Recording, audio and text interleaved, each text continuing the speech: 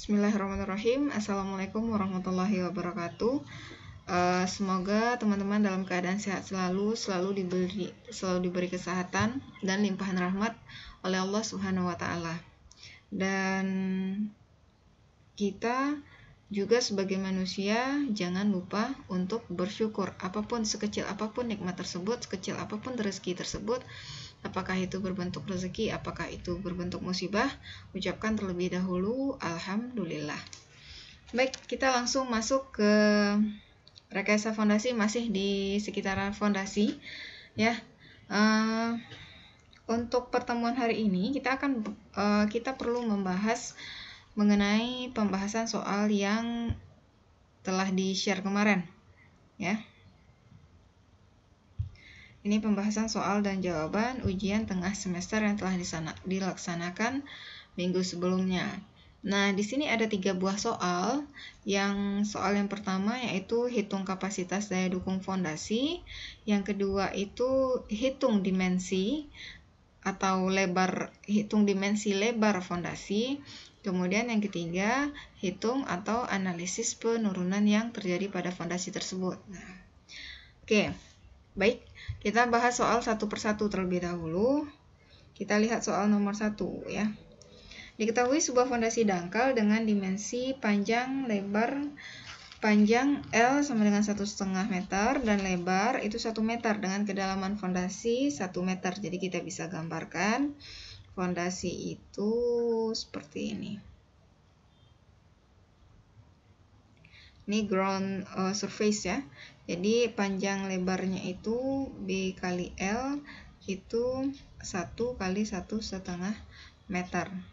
Nah, kemudian kedalamannya itu sama dengan 1 meter. Nah, kebetulan tanahnya homogen ya. Otomatis yang ini sama dengan yang di bawah ya. Dengan parameternya adalah ini dia. Ya. Kalau friksinya ini sudut geser sama dengan 25 derajat. Kohesinya itu 50 kN per meter kuadrat, gamanya atau berat volume itu 17 kN per meter kubik, dan nilai modulus elastisitas itu 1020 kN per meter kuadrat, dan μs atau Poisson ratio sama dengan 0,35. Dan pertanyaannya adalah hitung kapasitas daya dukung tersebut ya. Nah, jadi di soal ini masalahnya adalah cara menghitung kapasitas daya dukung ini berdasarkan bentuk keruntuhannya, apakah dia tanahnya termasuk shear failure, keruntuhan geser general shear failure, keruntuhan geser umum, atau local shear failure, keruntuhan geser lokal atau punching shear ya. Jadi di sini karena tidak ada nilai DR-nya pun tidak ada, derajat kepadatannya tidak ada, maka kalau misalnya kita mulai menghitung, boleh kita asumsikan apakah itu bentuk general shear atau berbentuk local shear, atau boleh juga keduanya. Nah, sekarang saya asumsikan di sini ini adalah general shear failure. Nih, saya asumsikan seperti ini ya, general.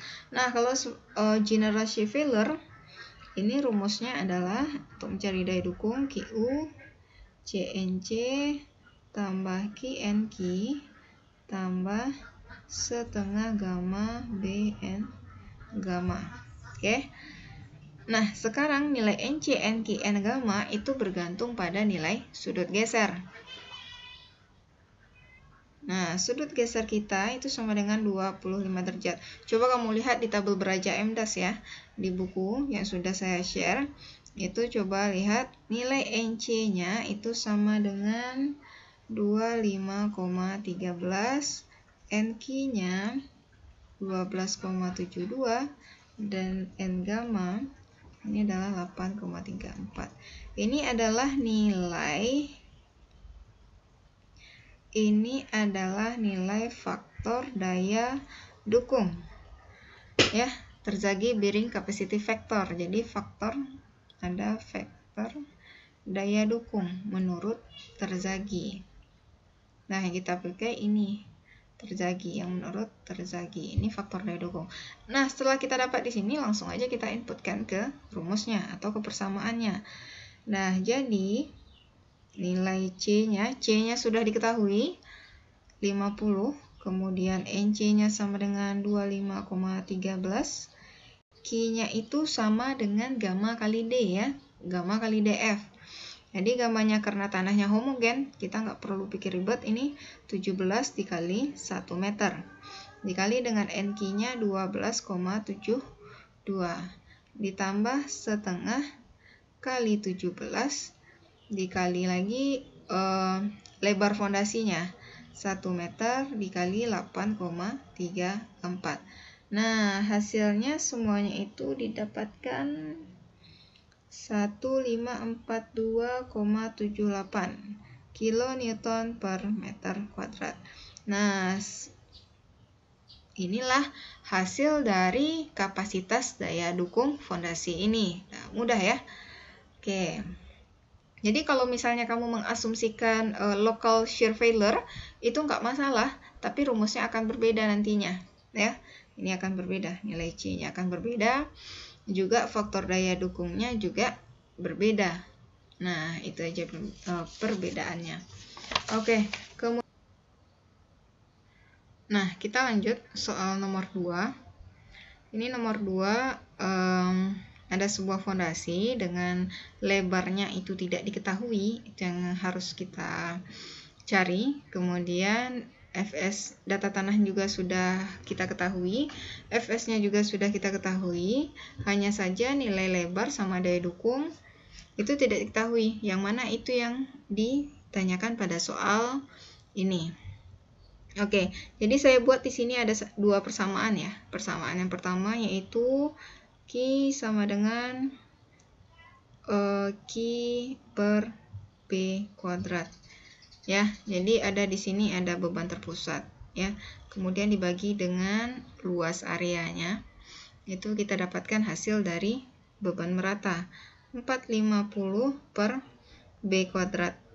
Ini dalam meter kuadrat ya. Kemudian persamaan yang kedua, ini adalah Q allowable itu sama dengan QU per nilai Fs. Diketahui Fs kita itu sama dengan 3. QU-nya QU mana yang dipakai, Bu? QU itu bisa kita pakai rumus dari Terzaghi. Nah, kebetulan yang fondasi kita ini adalah berbentuk persegi ya. Persegi, maka dari itu kita pakai rumus pakai rumus 1,3 CNC ditambah QNQ tambah 0,4 B gamma N gamma per 3. Nah, nilai-nilai parameternya itu juga sudah diketahui. Hanya saja nilai NC, NQ, N gamma bisa kita lihat pada tabel. Nilai sudut geser kita itu diketahui 30 derajat. Nah, kalau kita lihat tabel, itu didapat nilai NC-nya 30,17, NQ-nya sama dengan 22,46, dan N gamma-nya sama dengan 19,13. Nah, ini didapat dari tabel mana? Tabel Terzaghi. Cek lagi di buku Baraja MDAS-nya ya. Nah, itu dia. Tinggal kita inputkan nilainya supaya semakin sederhana angkanya. Jadi QU per Fs itu saya keluarkan Fs-nya sepertiga, maka didapat ke 1,3, C-nya itu 0 ya, kohesinya 0, NC-nya sama dengan 30,17 ditambah Q itu sama dengan gamma dikali kedalaman. Gammanya itu 16, kedalaman fondasi itu 1,2 meter. Ditambah lagi 0,4, nilai B dikali 16 dikali 19,13. Nah, itu dia. Maka didapatkan hasil berapa nih? 1/3 431 ditambah 122B. Sebenarnya bilangannya berkoma ya, tapi saya sederhanakan saja. Nah, kemudian kita bagi 3 seluruhnya. Didapatkan 143,7 tambah 40,8 B. Nah, jadi ada dua persamaan nih, masing-masing memiliki nilai B. Ya, kita combine-kan, substitusi kali silang, ya, komplit. Maka dari itu ini persamaan 1, 450B kuadrat sama dengan 143,7 tambah 40,8 B. Ya, jadi dikali silang maka didapatkan 450 sama dengan 143,7 B kuadrat. Jadi kita dapat persamaan di sini 40,8 B. Nah, di sini kita dapat persamaan. Jadi kamu bisa teman-teman bisa mencarinya melalui Excel, kalkulator atau dan lain-lain. Maka didapatkan nilai B, ini sudah saya cari, dapat nilai B-nya itu 1,5 meter. Jadi dibulatkan jadi 1,5 meter. Apakah ini oke atau tidak? Ini akan kita cek. B lebarnya itu 1,5 meter. Karena ya, kenapa kita cek ini benar atau tidak? Karena ini ada momen. Ya, hati-hati. Ini ada momen di sini. Nah, saya hapus dulu ya. Nah, untuk langkah selanjutnya gimana menghitung daya dukung? Kita sudah dapat nilai B-nya di sini. Sudah dapat nilai B-nya. B sama dengan 1,5 meter. Cek. Karena ada momen. Ya, cek B-nya. Kalau ada momen berarti ada nilai eksentrisitas di sini. Nah, kita cari nilai eksentrisitas dulu. M per P tambah WF.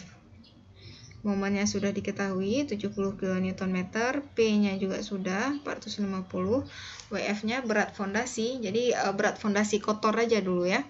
Berat fondasi kotor. Jadi di sini aja saya buat WF itu sama dengan 1,5 B-nya ya, dikali kedalaman, 2 dikali dengan gamma beton. Gamma beton ini saya bulatkan menjadi 24 kN per meter kubik. Didapatkan hasilnya itu 43,2 kN. Nah, sudah dapat di sana, kita inputkan di sini 43,2. Maka didapatkan nilai eksentrisitasnya yaitu 0,14. Nah, cek apakah ini oke atau tidak. Nilai E itu harus kecil dari B per 6. E kita 0,14, B kita itu 1,5 dibagi 6. 1,5 bagi 6 sama dengan 0,25. Nah, bisa dikatakan hitungan nilai B kita itu oke. Kalau misalnya nggak oke gimana, Bu? Redesign lagi. Ya, redesign lagi. Nah, setelah kita dapat nilai B-nya, maka kita bisa menghitung nilai daya dukungnya. Bisa pakai nilai QU, nilai Q ultimate yang CNC QNQ, kemudian bisa pakai rumus yang memiliki nilai eksentrisitas. Ya, jadi pilihlah nilai yang relevan dengan keadaan yang di lapangan, seperti itu. Nah, seperti itu kira-kira untuk soal nomor 2. Nah, kita lanjut ke soal nomor 3.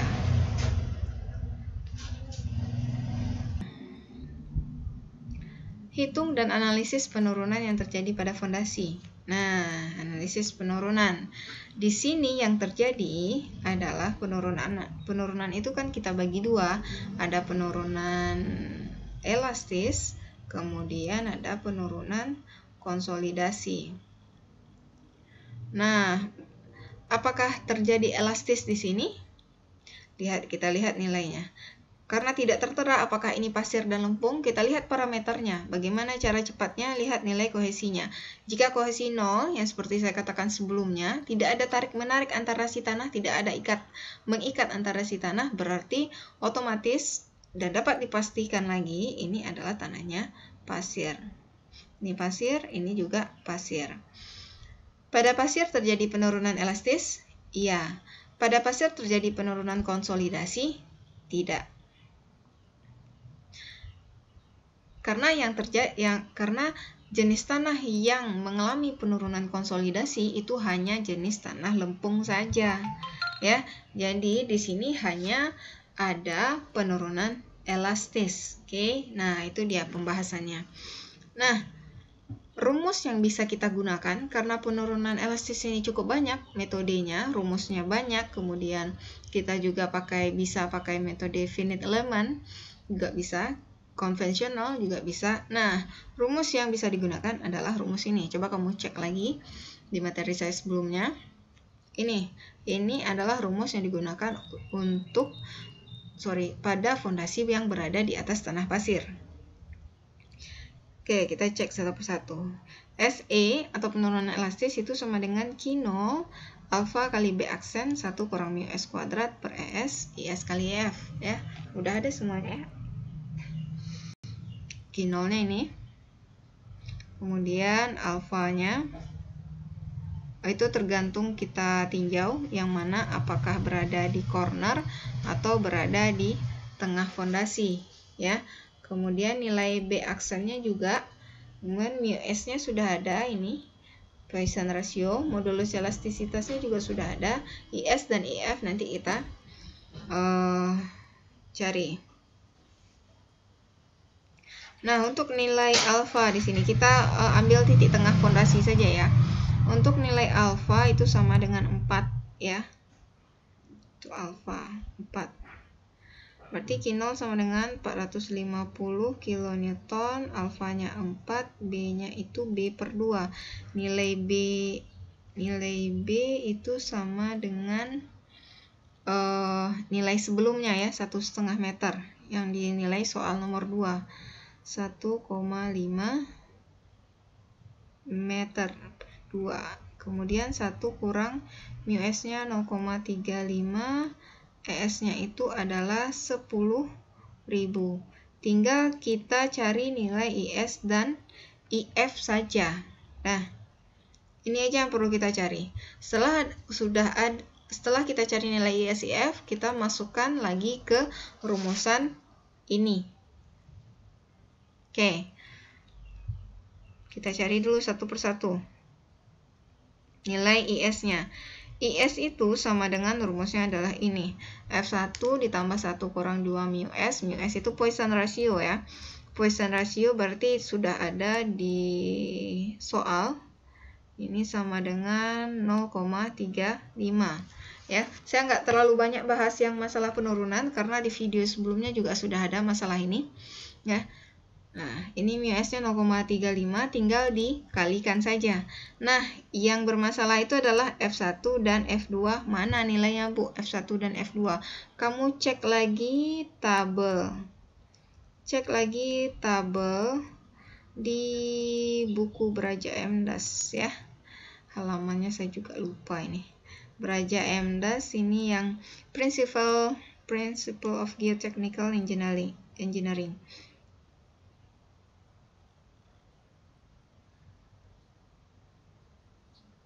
Coba cek lagi di buku ini, ya, untuk nilai F1 dan F2-nya. Di mana tabel F1 itu kita harus dapat nilai M aksen dan N aksen terlebih dahulu. M aksen itu sama dengan L per B. Karena fondasi kita persegi, berarti ini 1,5 per 1,5 itu sama dengan 1. Kemudian H per B per 2 hanya 1,2, B per 2 1,5 per 2, dapatnya sekian nanti. Jadi di tabel itu kita harus cari M aksen dan N aksen. Dari M aksen dan N aksen ini didapatlah nilai F1 dan F2. Dapat nilainya F1-nya 1,8 dan F2-nya 0,08. Tinggal kita inputkan ke sini, dapat hasil nanti nilai IS tadi. Oke, kemudian nilai IF-nya bagaimana, Bu? Nilai IF-nya kita harus ada nilai B per L sama, ya, 1,5 per 1,5. Kemudian ini DF per B 1,2 per 1,5. Kemudian mu S kita juga sudah ada. Nah, itu dia, sudah dapat nilai IF, juga sudah dapat nilai IS. Kita tinggal inputkan ke rumus yang sebelumnya. Oke. Nah, saya rasa cukup paham, karena untuk analisis penurunan ini sudah ada saya terangkan materi sebelumnya. Silakan dilihat kembali, kemudian tabel angka-angka di dalam tabel silahkan cek di buku Braja Amdas mengenai Principle of Geotechnical Engineering, atau kalau tidak ada, atau bisa juga di buku Principle of Foundation Engineering. Nah, itu dia untuk pembahasan mengenai UTS ini ya. Saya rasa ini cukup ya. Jikalau ada kekeliruan dan kesalahan, saya mohon maaf, dan apabila kamu masih ragu, teman-teman masih ragu, silakan langsung saja chat di WA group. Oke, banyak salah saya mohon maaf, yang benar itu adalah dari Allah Subhanahu wa Ta'ala, dan semoga ini bermanfaat buat teman-teman. Saya akhiri, assalamualaikum warahmatullahi wabarakatuh.